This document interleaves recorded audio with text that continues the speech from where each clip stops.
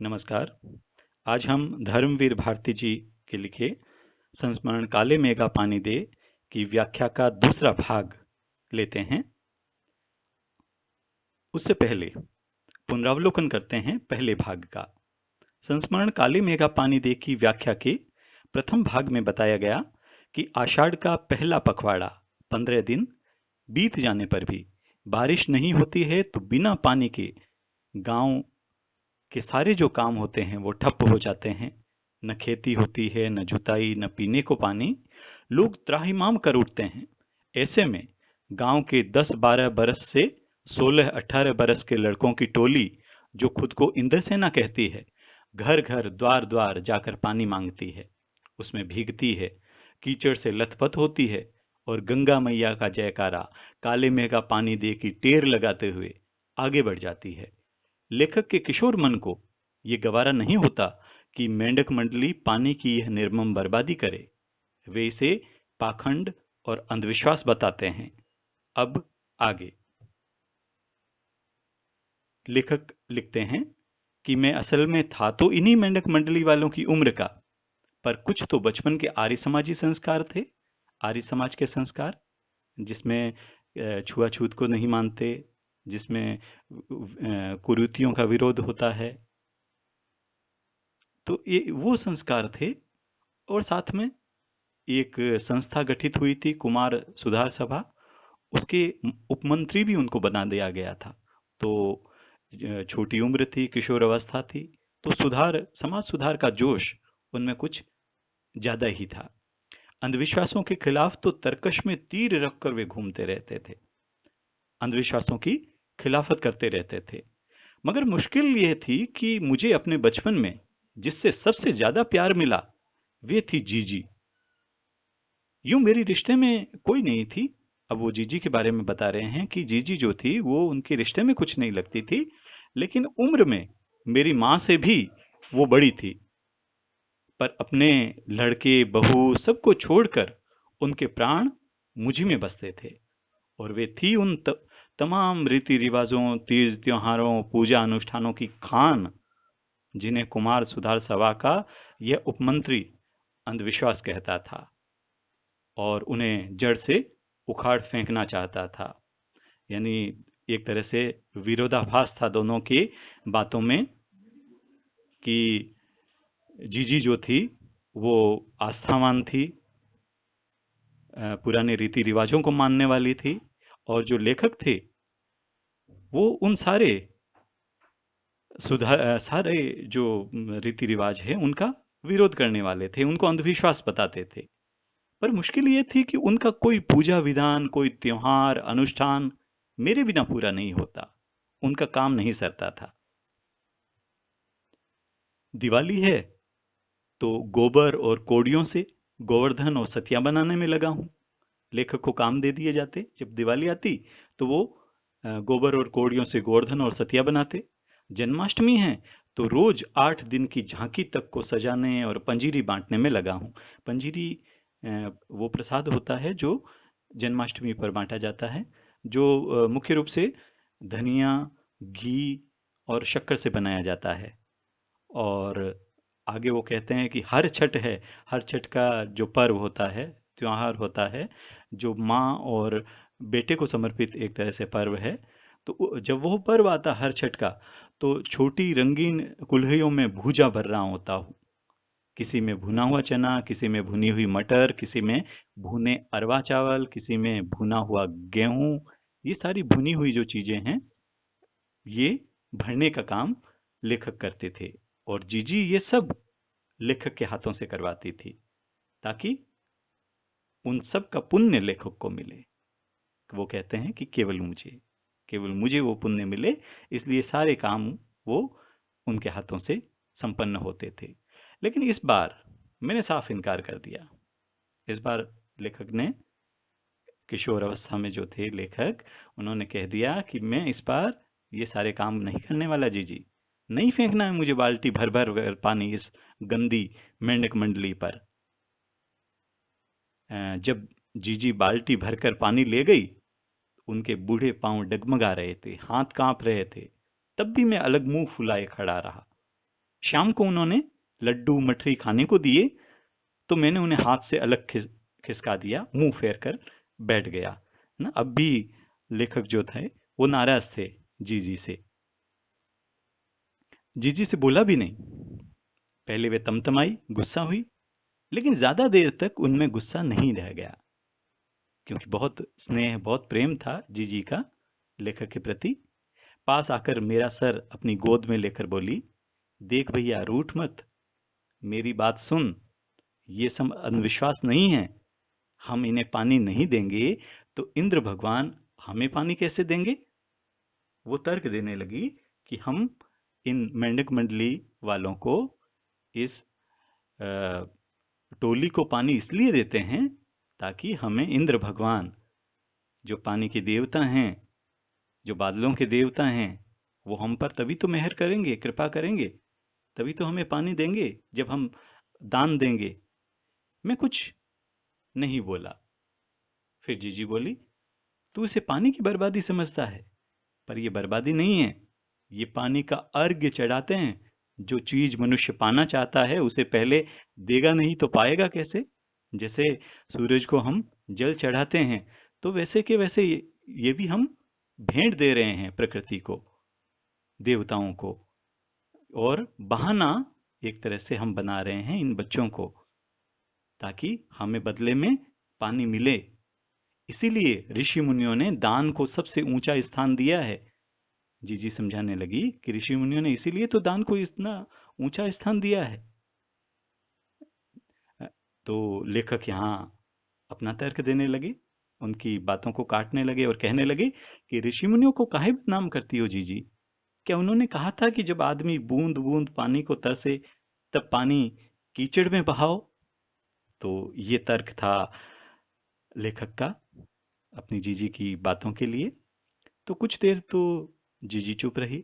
फिर मठरी मेरे मुंह में डालती हुई बोली, देख, बिना त्याग के दान नहीं होता। अगर तेरे पास लाखों करोड़ों रुपए हैं और इससे तू 2-4 रुपए किसी को दे दे, तो क्या ये त्याग हुआ? त्याग तो वह होता है कि जो चीज तेरे पास भी कम है, जिसकी तुझको भी जरूरत है, तो अपनी जरूरत पीछे रखकर दूसरों के कल्याण के लिए उसे तू त्याग करता है, तो वह तो त्याग हुआ। दान तो वह होता है, उसी का फल मिलता है। तो लेखक फिर विरोध करने लगे बातों का कि ये सब ढकोसला है। मैंने कहा तो, पर कहीं मेरे तर्कों का किला पस्त होने लगा, मगर मैं भी जिद पर अड़ा रहा। लेखक भी तर्क पर तर्क कर रहे थे। तो यहाँ जीजी कहने लगी, जीजी का जो कहना था, मुख्य बात ये थी कि त्याग जो होता है, त्याग की बड़ी महिमा महिमा होती है। और त्याग तो वह होता है जो चीज तेरे पास भी कम है, जिसकी तुझको भी जरूरत है, और तू अपनी जरूरतों को पीछे रख लेता है और दूसरों के कल्याण के लिए उसे तू त्याग देता है, दे देता है। तो इसी त्याग की महिमा को हम यहाँ कुछ चित्रों के माध्यम से भी देखते हैं। अभी कोरोना की महामारी से देश और दुनिया त्रस्त है, तो बहुत से दानदाता बढ़ चढ़कर दान कर रहे हैं, दान पुण्य कमा रहे हैं। लेकिन कुछ ऐसे भी हैं जो दिखावे का दान करते हैं। आप चित्र में देख ही रहे हैं कि जहाँ सेल्फी ली जा रही है साथ में, है ना? दिया कुछ जा रहा है, दिया अंश भर दिया जा रहा है, लेकिन उसका ढिंढोरा पीटने के लिए कैमरे में कैद किया जा रहा है उस घटना को। और दूसरी तरफ त्याग की महिमा हम देखें तो इन्हीं दिनों की एक बात,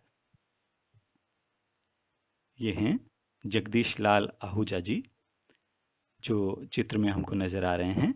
ये चंडीगढ़ के रहने वाले हैं और लोग इनको प्यार से लंगर बाबा बुलाते हैं। और आहूजा जी पिछले 38 सालों से गरीबों और जरूरतमंदों को मुफ्त भोजन करा रहे हैं। अपनी इस लंगर सेवा के कारण उनकी संपत्तियां तक बिक गई है, लेकिन उन्होंने लंगर सेवा छोड़ी नहीं। वे उम्र की 84 सीढ़ियां चढ़ चुके हैं और इस समय कैंसर से जूझ रहे हैं। खुद बेशक ठीक से भोजन न कर पा रहे हों, लेकिन शहर में कोई भूखा सोए, ये उन्हें मंजूर नहीं। और उनके इस सदकार्य के लिए उनको पद्मश्री से भी नवाजा गया है। तो ये है त्याग, जहां कोई दिखावा नहीं, जहां कोई त्याग के बदले पाने की इच्छा नहीं। तो त्याग तो वह है, और उस त्याग का, उस दान का पुण्य अवश्य मिलता है। और यही बात यहाँ जीजी भी कह रही है, लेकिन लेखक उस बात को नकार रहे हैं। चलिए आगे बढ़ें। फिर जीजी बोली, देख, तू तो अभी से पढ़ लिख गया है, मैंने तो गांव के मदरसे का भी मुंह नहीं देखा। जो प्राथमिक पाठशाला होती है वहां भी मैं नहीं गई। पर एक बात देखी है कि अगर 30-40 मन गेहूं उगाना है तो किसान 5-6 सेर अच्छा गेहूं अपने पास से लेकर जमीन में क्यारियां बनाकर फेंक देता है। उसे बुवाई कहते हैं। ये जो सूखे हम अपने घर का पानी इन पर फेंकते हैं, वह भी एक तरह से बुआई है। ऐसी विकट स्थिति में जब हमारे पास में पानी नहीं है और हम इन पर पानी डाल रहे हैं, फेंक रहे हैं, तो ये भी हम एक तरह से बुआई कर रहे हैं। ये अच्छे बीज बो रहे हैं ताकि इसकी अच्छी फसल हमको हाथ लगे। और वो अच्छी फसल क्या होगी कि भगवान हम पर मेहर करेगा, कृपा करेगा और हमें खूब पानी देगा, खूब धन धान्य देगा। ये पानी गलियों में बोएंगे तो सारे शहर, कस्बा, गांव पर पानी वाले बादलों की फसल आ जाएगी। हम बीज बनाकर पानी देते हैं और फिर काले मेघा से पानी मांगते हैं। सब ऋषि मुनि कह गए हैं कि पहले खुद दो, तब देवता तुम्हें चौगुना 8 गुना करके लौटाएंगे। भैया ये तो हर आदमी का आचरण है, जिसको सबका आचरण बनता है। यानी एक एक व्यक्ति अगर इस तरह से करें तो ये तो एक तरह से सामूहिक आचरण बनता है। यथा राजा तथा प्रजा, सिर्फ यही सच नहीं है, प्रजा को भी अपना योगदान देना होगा। सच यह भी है कि यथा प्रजा, जैसी प्रजा होगी, राजा भी वैसा ही होगा। यही तो गांधी जी महाराज कहते हैं। ये गांधी जी का जिक्र आया है। ये पाठ जो है जिस पृष्ठभूमि में लिखा गया था, उस समय आज़ादी का आंदोलन चल रहा था और चारों ओर अ, स्वदेशी की बात की जा रही थी, गांधी जी की बात की जा रही थी। तो यहाँ लेखिका जीजी जो हैं, वो लेखक को गांधी जी की बात स्मरण कराती है, याद दिलाती है कि गांधी जी भी यही बात कहते हैं कि हर व्यक्ति आगे बढ़कर अपना योग दे। चाहे छोटा योगदान हो सकता है, चाहे बड़ा योगदान हो सकता है, लेकिन देश के लिए कुछ करे, अपने समाज के लिए कुछ करे। जीजी का एक लड़का राष्ट्रीय आंदोलन में पुलिस की लाठी खा चुका था। तब से जीजी गांधी महाराज की बात अक्सर करने लगी थी। तब से और ज्यादा जुड़ाव हो गया था गांधी जी के प्रति जीजी का। इन बातों को आज 50 से ज्यादा बरस होने को आए, पर ज्यों की त्यों मन पर दर्ज हैं। लेखक कहते हैं कि जीजी की ये जो घटना है, ये लगभग 50 साल पुरानी होगी, लेकिन उस घटना की यादें, उन बातों की जो एक तरह से छाप है, वो लेखक के हृदय पर अभी भी वैसी की वैसी है। कभी कभी कैसे कैसे संदर्भों में ये बातें मन को कचोट जाती है। वही बात लेखक जब विचार करता है तो अलग अलग संदर्भों में यही बात लेखक के मन में आती है। हम आज देश के लिए क्या करते हैं, हम क्या करते हैं, व्यक्ति जो है वो अपने देश के लिए क्या करता है। मांगे हर क्षेत्र में बड़ी बड़ी हैं, पर त्याग का कहीं नाम निशान नहीं है। सब और मांगे हैं, सब और कुछ चाहते हैं, लेकिन देना कोई नहीं चाहता, अपनी ओर से त्याग नहीं करना चाहता। उस त्याग का भोग सब करना चाहते हैं, आनंद सब लेना चाहते हैं, लेकिन अपनी ओर से कुछ नहीं देना चाहते। अपना स्वार्थ आज एकमात्र लक्ष्य रह गया है। और आज ऐसा वातावरण है चारों ओर कि जिसमें केवल स्वयं की स्वार्थ सिद्धि जैसे एकमात्र लक्ष्य हो।